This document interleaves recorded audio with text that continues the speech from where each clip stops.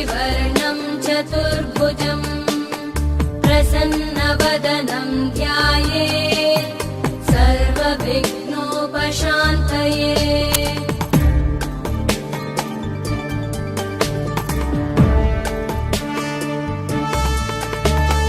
शान्ताकारं भुजगशयनं पद्मनाभं सुरेशं विश्वाधारं गगनसदृशं मेघवर्णं शुभाङ्गं लक्ष्मीकान्तं कमलनयनं योगिभिर्ध्यानगम्यं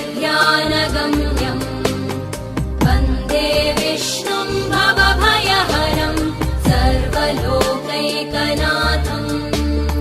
वन्दे विष्णुं भवभयहरं सर्वलोकैकनाथम्।